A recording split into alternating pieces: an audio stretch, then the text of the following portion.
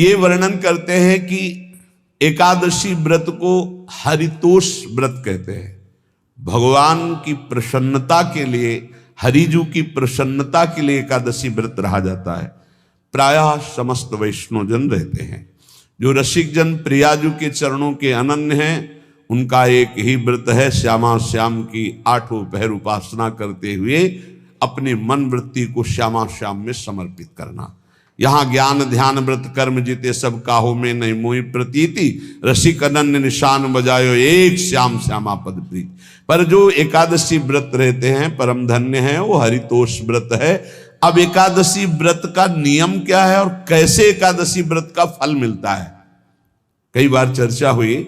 बहुत सुंदर तस्मा शास्त्रम प्रमाणम थे, शास्त्र प्रमाण के अनुसार श्री सनातन मुनि बोल रहे हैं, अथ ते नियमान वच्मि व्रते ह्रस्मिन् दिनत्रये, कास्यम मानुषम मसूरान्नम चणकान को द्रवास्तथा, शाकम मधुपरान्नम च पुनर्भोजन मैथुने, दशम्याम 10 वस्तूनि वर्जयेत वैष्णवः सदा।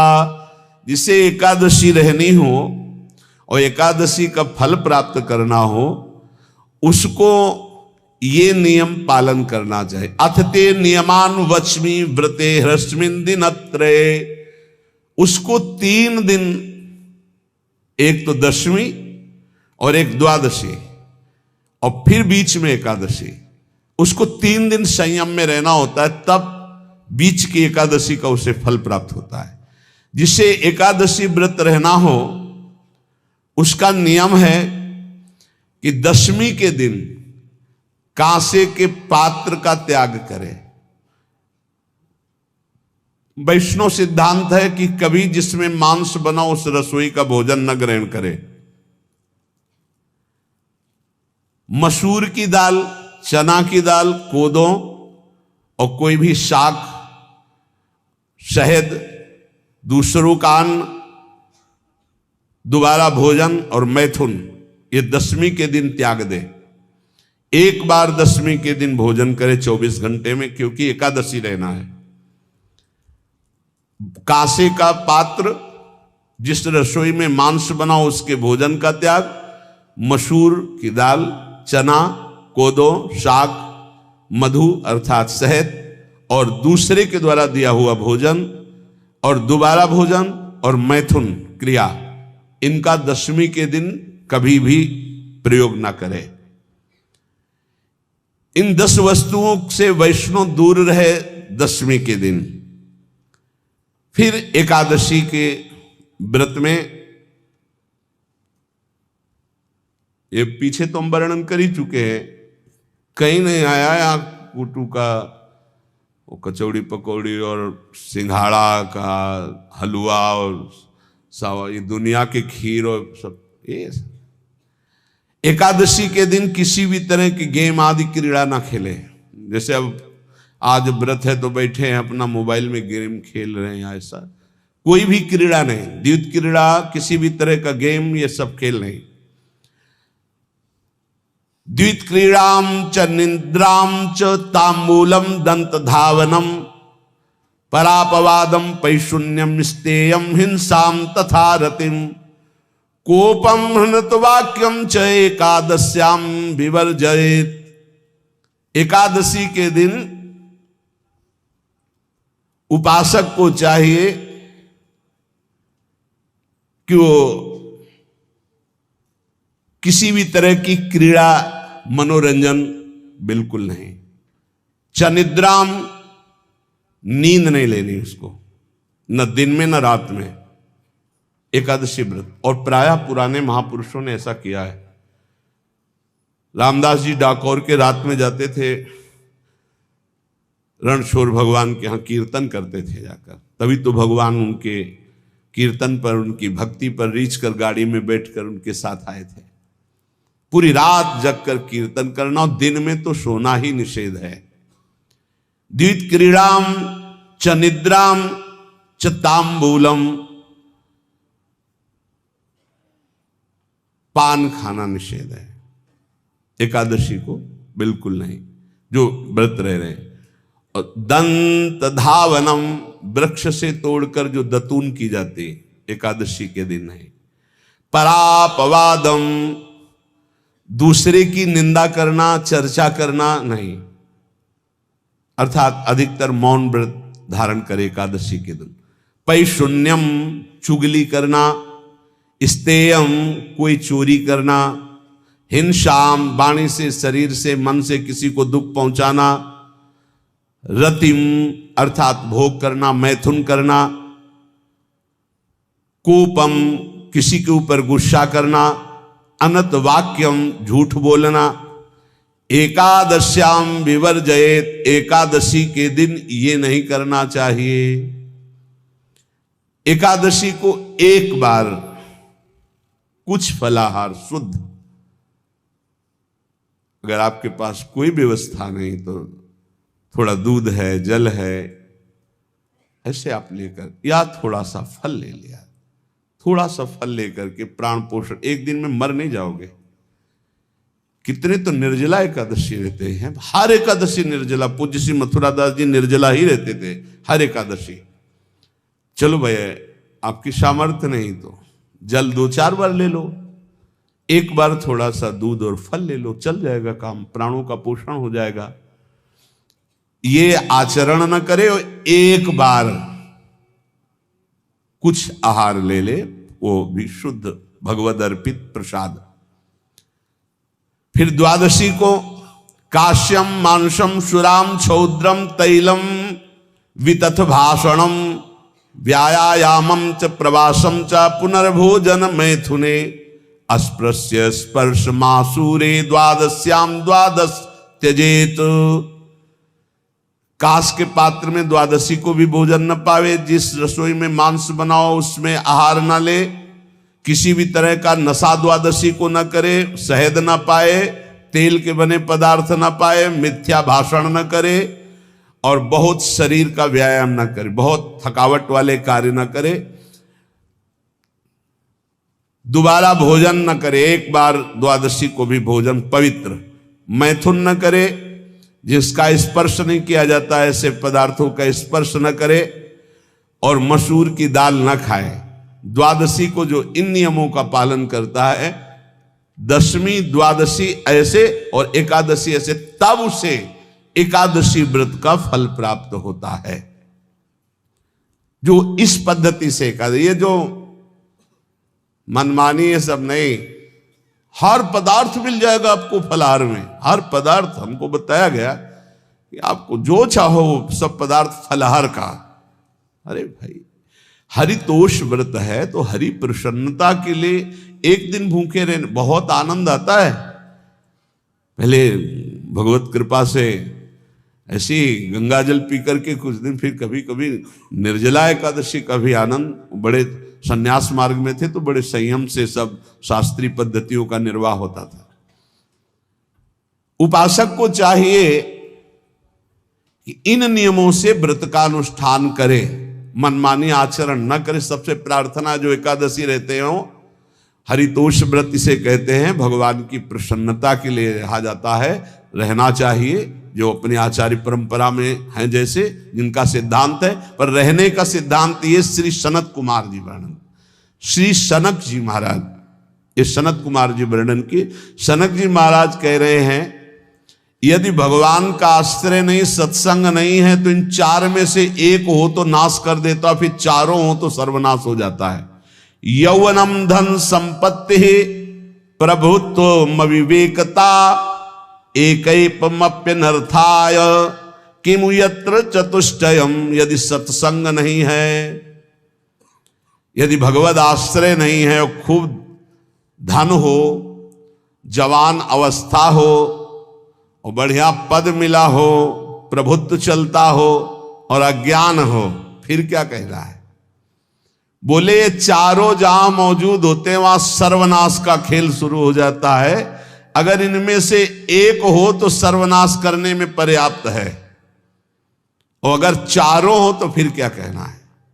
यौवनम, जवान हो, धन संपत्ति, खूब रुपया पैसा हो, प्रभुत्व, कोई पद हो, कोई अधिकार हो बड़ा, फिर अविवेकता और अज्ञानी हो तो बोले एक नाश कर देगा, फिर चारों तो नाश ही कर देंगे। और अगर सत्संगी है तो ये चारों महान कार्य कर देंगे। क्या यौवनम, जवान है, खूब दूसरों की सेवा, मेहनत पूर्वक धन संपत्ति कमाकर माता पिता की सेवा, परिवार की सेवा।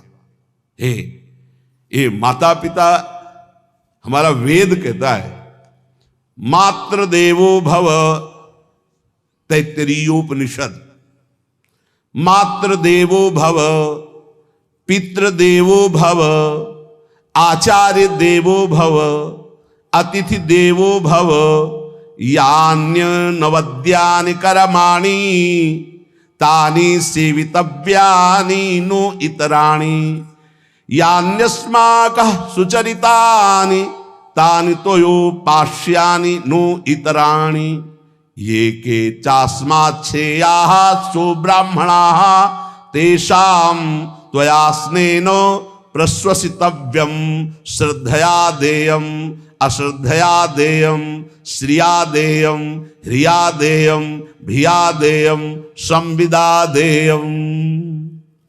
वेद कहता है मातृदेवो भव, माता साक्षात हमारी भगवान है।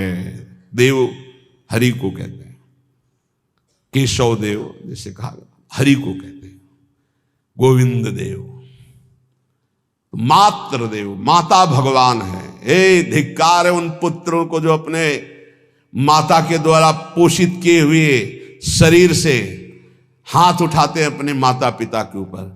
नरक में तुम्हारी जो दुर्दशा होगी भोगोगे। एक हमको दिखाया गया दृश्य कि अपनी माता की कोख में लात मारता है, थप्पड़ मारता है, पिता बैठा है उसको लात मारता है, थप्पड़ मारता है, बाल घसीट कर गेट तक माता को ले जाता है। अब इनकी जो दुर्दशा होगी ये बोल नहीं पाएंगे, बता नहीं पाएंगे। ऐसी जगह मारा जाता है कि बस तलकते रहो, कुछ कह नहीं सकते। घोर नरकों की प्राप्ति होती। वेद कहता, तैत्तरीयोपनिषद, मातृ देवो भव। ध्यान से सुन लो, सत्संग है, ये माता साक्षात भगवान है।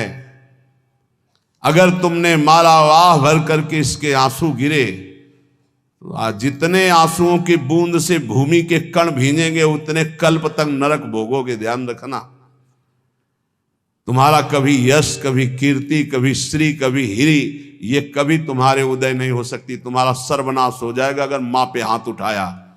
पितृदेवो भव, पिता साक्षात भगवान है। देखो भगवान अवतरित हुए तो प्रात काल उठी कै रघुनाथा, मातु पिता गुरु नावहि माथा। आचार्य देवो भव, माता साक्षात भगवान है, पिता साक्षात भगवान है, आचार्य गुरुदेव साक्षात भगवान है। जो अपनी माता को, अपने पिता को दुख देता है, अपने गुरुदेव की अवहेलना करता है, उसका कभी मंगल हो सकता है? वो कभी सुख प्राप्त कर सकता है? वेद कहता है जो निर्दोष कर्म करते हुए धन कमाकर, कैसा कर्म? निर्दोष कर्म करते हुए धन कमाता है और उस धन से अपने बूढ़े माता पिता और गुरुजनों की सेवा करता है, जीवन धन्य है।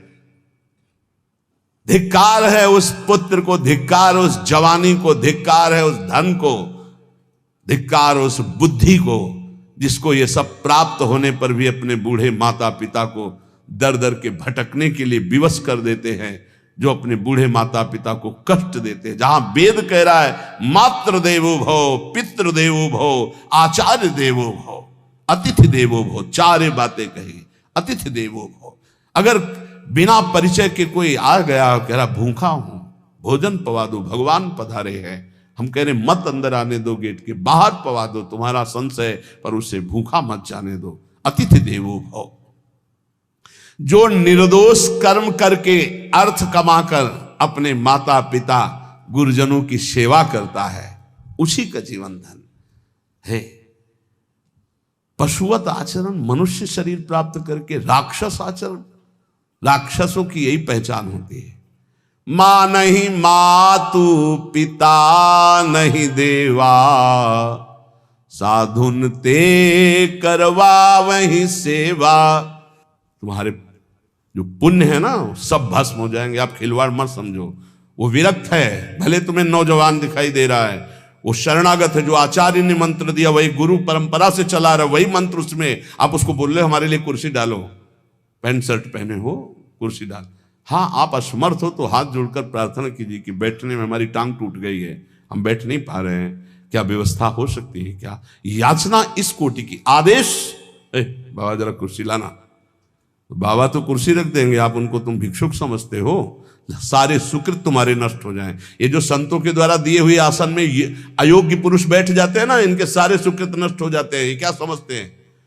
तुरंत आसन दिया जाता है किसी भी, आओ आसन को प्रणाम करके समेट कर रख दो अगर आसन में बैठने की योग्यता रही। आसन में बैठने की योग्यता उसकी मानी जाती है जो सामने बैठा है उस स्थिति का हो या उससे श्रेष्ठ हो।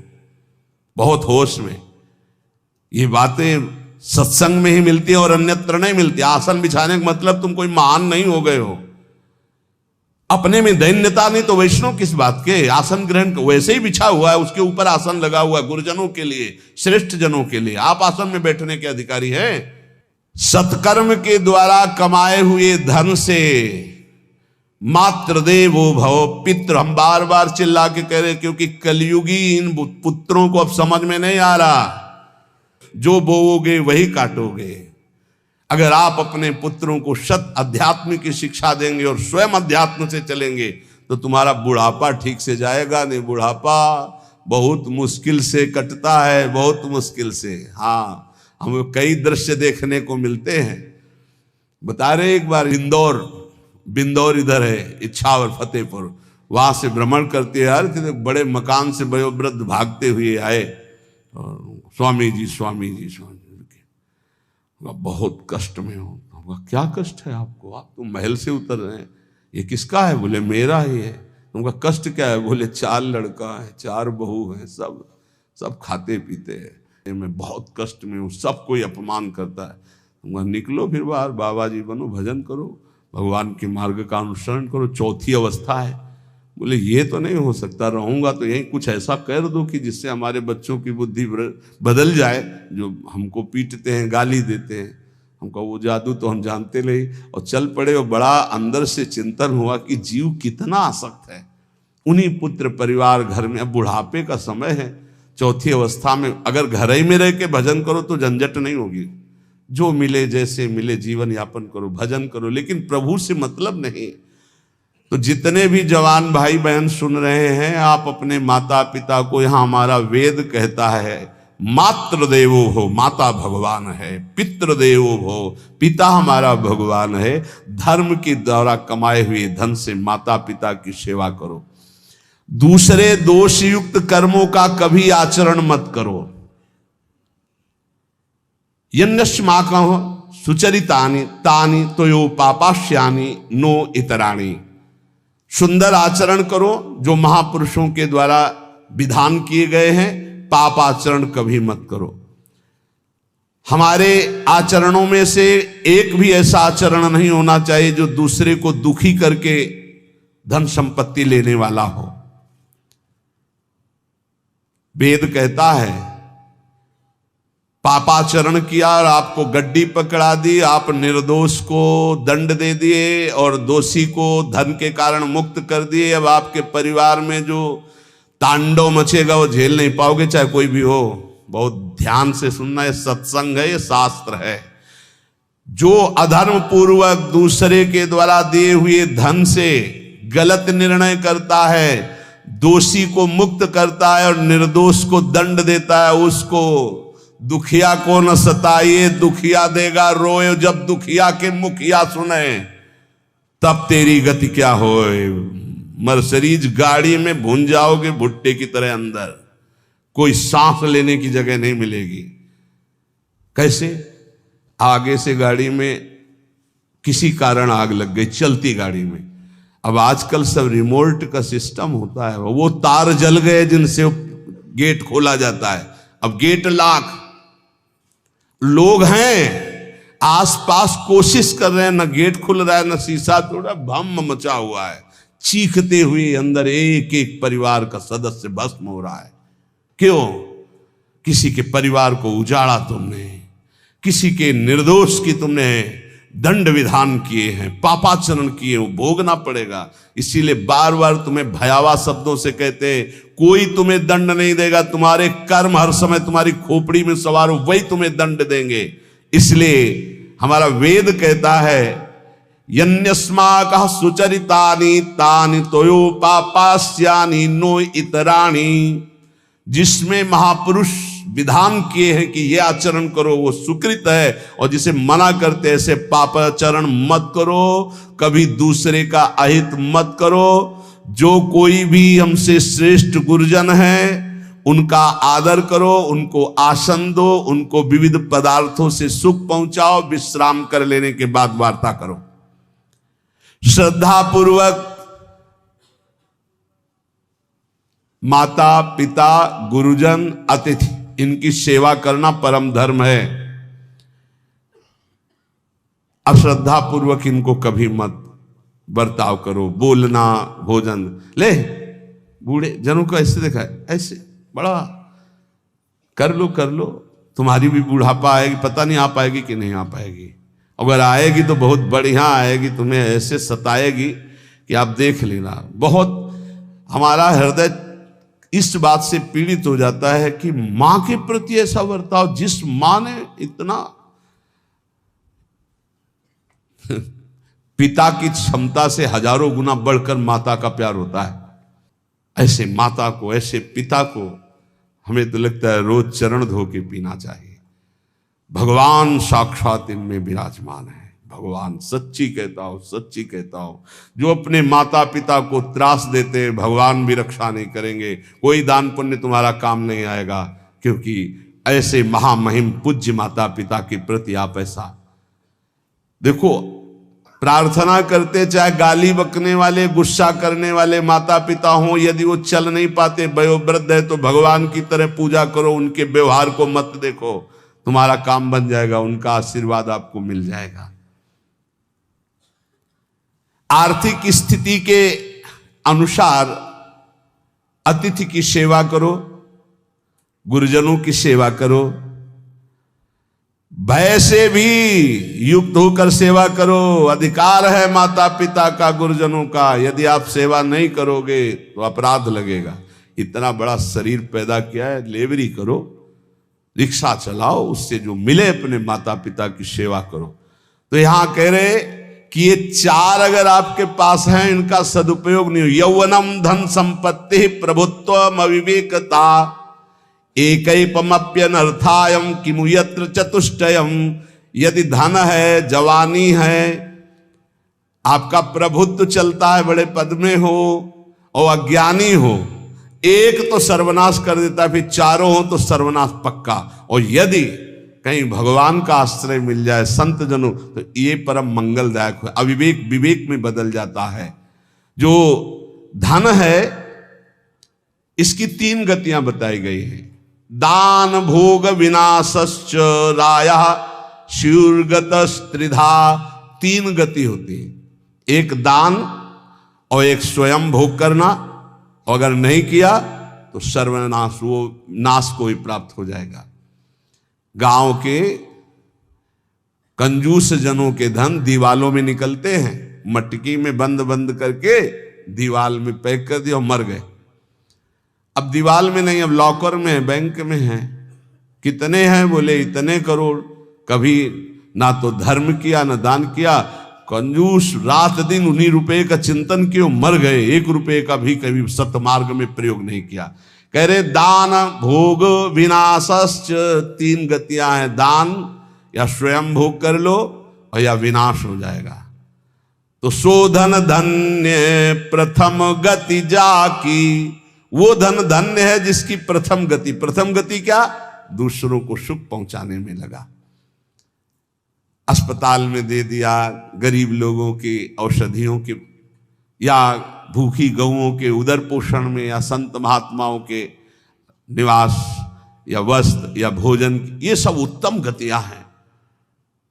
अगर ये नहीं किया तो चलो घर में ठाकुर जी विराजमान करो, स्वयं बढ़िया भोग लगाओ, पाओ, परिवार को सुखी रखो, इतना ही कर लो। वैसे सो धन धन्य प्रथम गति जाकी, प्रथम तो है दान, फिर दूसरा स्वयं चलो उपयोग कर लो धार्मिक धर्म पूर्वक अपने परिवार का। लेकिन अगर ऐसा नहीं किया तो तीसरी गति है नाश, वो तुम्हारे किसी काम में धन आने वाला नहीं है। जो न दान करता है ना भोगता है उसका नाश हो जाता है। अरे भाई, वृक्ष से ही शिक्षा लो, दूसरों के लिए ही होता है, तो तुम मनुष्य बनकर क्या दूसरों का परोपकार नहीं कर सकते? यदि तुम जवान हो, तुम्हारे पास धन है, प्रभुत्व है, विवेक है, तो तुम पूरे राष्ट्र की सेवा की भावना जागृत करो। समाज में ही भगवान विराजमान है। ये मानवा हरि कथा श्रवणास्त दोषा कृष्णांगी पद्म भजने रत चेतनाश्च ते वै पुनन्ति च जगन्ति शरीर संगात संभाषणादपि ततो हरिरेव पूज्यः। एक तो ये बताया, दूसरा बताया कि ये महाधन्याति धन्य होते हैं। एक तो होते जवान हैं, रुपया पैसा खूब कमा रहे हैं, बड़ा प्रभुत्व है, अविवेक है तो नाश कर देगा, और विवेक है तो इन्हीं का सदुपयोग हो जाएगा। एक है जो सबसे हटकर है, ये मानवा हरिकथा श्रवणास्त अधोषा, जो रात दिन नाम जप करते हैं, भगवान की चर्चा करते हैं और सुनते हैं, और अधोषा, वो सारे दोषों को अपने मिटा चुके हैं। कृष्णांगी पद्म भजने रत चेतनाश्च, निरंतर अपने चित्त को प्रभु के भजन में डुबोए हुए हैं, प्रभु के चरणों के ध्यान में अनुरक्त किए हुए, उनका क्या प्रभाव होता है? बोले तैवई पुनंति च जगतंति शरीर संगात। ऐसे महात्माओं का यदि शरीर है प्रगट में, तो उस शरीर से स्पर्श करके वायु जिस जिस को छूती है वो पाप रहित हो रहा है। जो उनके दर्शन करते हैं वो पाप। संत दरस जिमि पातक तरही, संतों के दर्शन मात्र से पाप नष्ट होते हैं, उनके शरीर के स्पर्श से पाप नष्ट होते हैं। संभाषणादपि ततो हरिरेव पूज्यः, यदि उनसे संभाषण करने को मिल जाए तो बोले वो इतना पवित्र हो जाता है कि भगवान उनमें वास करने लगते हैं। हरिदेव, हरि उसमें विराजमान है, हरि ही हैं, ऐसा वो पूज्य हो जाता है। यदि जो नाम जप कर रहे हैं, जिनका चित्त भगवान के चिंतन में है, जो कथा भगवान की चर्चा कर रहे हैं, जो भगवान की चर्चा सुन रहे हैं, अदोषाः, जो समस्त दोषों पर विजय प्राप्त कर चुके हैं, ऐसे मानवाः पुनन्ति च जगतंति, वो पूरे जगत को पावन करने की सामर्थ्य रखते। सातरते सातरते सा लोकांतारयति मम भक्ति युक्तो भोनम पुनातु, वो लोक के लोक पावन कर देते। कैसे? उनके शरीर से स्पर्श की हुई वायु दूसरों के पापों का नष्ट, उनका दर्शन दूसरों के पापों का नाश, उनका संभाषण दूसरों के पापों का नाश। यदि संत संग मिल गया तो निश्चित हरिदेव ही, वो भगवान से ही मिल रहा है, क्योंकि वहां भगवान जागृत है सबके हृदय में, पर भगवान शयन कर रहे हैं, माया का पर्दा लगाए। संत के हृदय में भगवान पर्दा रहित होकर जागृत हो चुके हैं, तो उनके दर्शन से, संभाषण से, स्पर्श से निश्चित परम कल्याण इस जगत का होता है। कौन भगवान? भगवान किसे कहते हैं? तो बोले सनंदन मुनि बोल रहे हैं। सनातन जी की सुना, एकादशी व्रत पर बोले, और अभी तक सनक जी बोल रहे। अब सनंदन जी कह रहे ऐश्वर्य समग्रस्य धर्मस्य यशसः श्रियः ज्ञान वैराग्ययोश्चैव शरणां भग इति ऋणा। संपूर्ण ऐश्वर्य, संपूर्ण धर्म, संपूर्ण यश, संपूर्ण श्री, संपूर्ण ज्ञान, संपूर्ण वैराग्य, ये 6 जहां विराजमान हैं भग, उन्हें भगवान कहते हैं। ये पूर्ण रूप से भगवान में ही विराजमान है, और जिसमें ये सामर्थ्य है उसे भगवान कहते हैं। उत्पत्ति प्रलयम चैव भूतानामा गतिम गतिम वेत्ति विद्याम विद्याम च स वाच्यो भगवानिति। जो सबकी स्वयं अपने संकल्प से उत्पत्ति करता है, उत्पत्ति करने वाले ब्रह्मा जी की भी जो उत्पत्ति का कारण है, जो अपने ही बल से सबका विनाश कर देता है, प्रलय, और जो सबका पालन करता है उसे भगवान कहते हैं। जो आवागमन तथा विद्या अविद्या इसका स्वामी है उसे भगवान कहते हैं।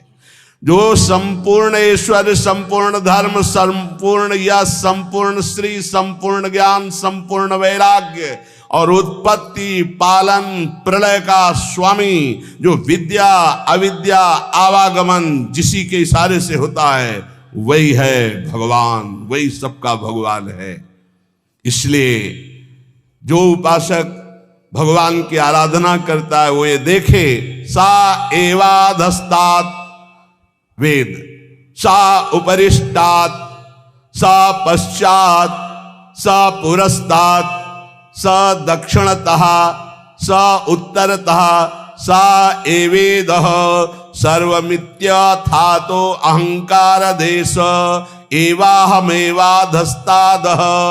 मुपरिष्टादहं पश्चादहं पुरस्तादहं दक्षिणोतोः मुत्तरोतोः मे वेदः सर्वमिति। वो जो भगवान है कहा है, बोले सा एवाधस्तात्, सा उपरिष्टात्, वो नीचे है, वो ऊपर है, वो पीछे है, वो आगे है, वो दाहिने भी है, वो बाएं भी है, और वही ये सब कुछ है जो देख रहे हो, केवल भगवान ही भगवान है। बोले जो ऐसा देखता है उसका अहंकार भगवान में लीन हो जाता है। अब वो देखता है मैं ही नीचे हूं, मैं ही ऊपर हूं, मैं ही पीछे हूं, मैं ही आगे हूं, मैं ही दाहिने हूं, मैं ही बाएं हूं, मैं ही ये सब कुछ हूं, मैं अहम ब्रह्मास्मि। दो भाव होता है, एक भक्त जो भगवान को सर्वत्र देखता है और एक जो अपने अहम को भगवान में स्थापित कर देता है भेदभाव से, वो अपने आत्मस्वरूप को देखता है। जिसने ऐसा भगवान का अनुभव कर लिया कि आगे पीछे दाहिने बाएं ऊपर नीचे हर समय मेरे श्री भगवान हैं, तो न पश्यो मृत्युम, इसका फल है पश्यति न रोगम नोत दुखाताः सर्वाः पश्यः पश्यति सर्वमाप्नोति सर्वस इति। बोले उसको किसी भी प्रकार का रोग दुख नहीं दे सकता। जो ये देखता है सा एवाधास्तात्, सा उपरिष्टात्, सा पश्चात्, सा पुरस्तात्, सा दक्षिणा, सा उत्तरा, उत्तर में दक्षिण में ऊपर नीचे दाएं बाएं हर समय मेरे प्रभु हैं। केवल प्रभु को देखता है तो न पश्यो मृत्युम, मृत्यु की ताकत नहीं कि उसकी तरफ देख सके। ध्यान देना।